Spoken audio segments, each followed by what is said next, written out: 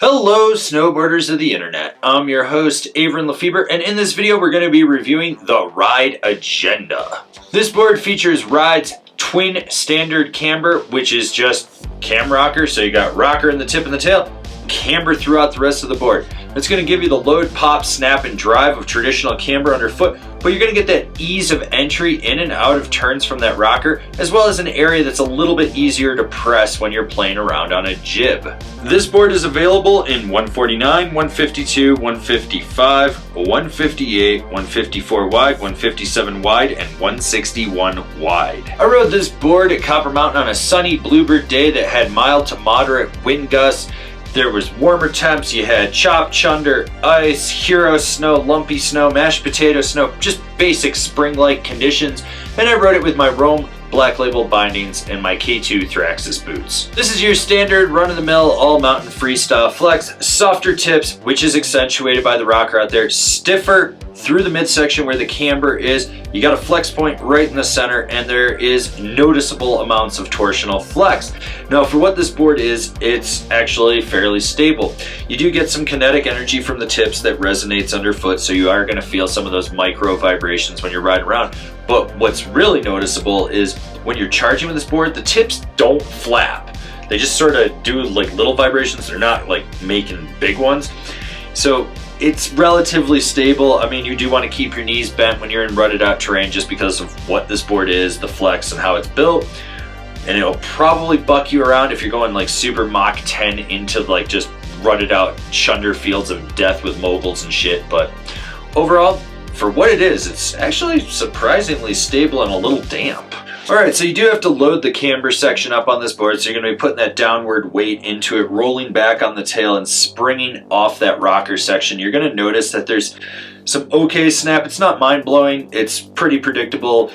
It's enough to just get the job done. It doesn't stick out as being like overly snappy or underwhelming. It's just sort of there, it's consistent, you get it.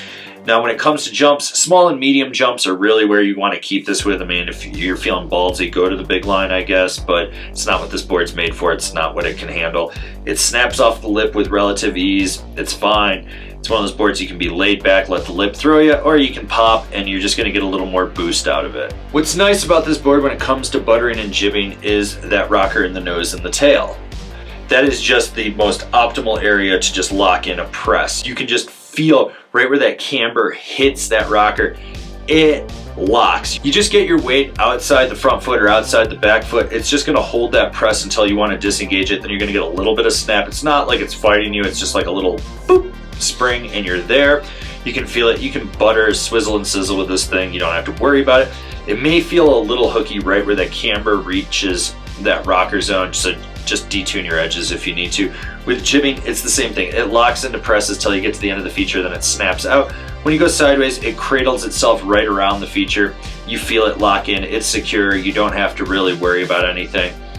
It handles it. I mean, it's for someone that's like basically progressing. It's my first all-around snowboard, so you know, if you're working on your jibs, you can be soggy with it, and then you'll work your way up to getting better with it, and then you'll probably want to go to a different board. But overall, for what it is, it was actually pretty good. Surprisingly, for what this board is, it can actually carve. It's fluid from edge to edge. You notice that power transmission. It's got enough power from the camber section to let you drive it off the tail out of a carve and kind of slingshot you out.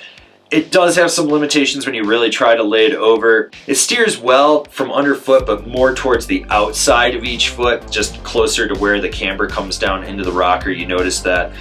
Overall, you can really ankle steer this board. It's fine for short type mellow carves, park carves, the occasional hard carve. I mean, this isn't something I go out and carve with all the time, but for someone that's progressing, they're going to be able to hit the limitations on this board and be stoked with what they get. Who's this board for? The progressing rider that doesn't know what they're doing, whether they're going full free ride, full freestyle, they're just kind of in that middle where it's all mountain. That's who this is for. For what this board is, it kind of actually blew me away. Like, I'm way beyond the ability level of this deck, but it handled everything I threw at it totally fine. It carved well, it turned well, it was fun in the park, it's got snap. It was actually more stable than I thought it was going to be. This is just a board that you can kind of just get on and feel confident that it can handle everything. It's not the best, it's not the worst. It's just good and it was consistent. Comparable boards, the Capita Pathfinder, the Rome Warden, the Battalion Disaster. Binding recommendations, the Ride C4, the Rome Vice, the Now IPO. This has been my review of the Ride Agenda. Do you agree? Do you disagree? Do you own one? Are you going to buy one? Leave me a comment down below. Let's have a conversation about this snowboard. If you're new here, remember to subscribe, click the bell, get those notifications, that way you're not missing any of the videos we got coming out for all you snowboarders of the internet. And if you really like what we're doing over here and you want to support us further, swing on over to Angry Snowboarder VIP and become a member. Sure, I could tell you more here, but I got a video over there that explains it so much better. As always, I've been your host, Avran LeFeber, and I'll see you in another video.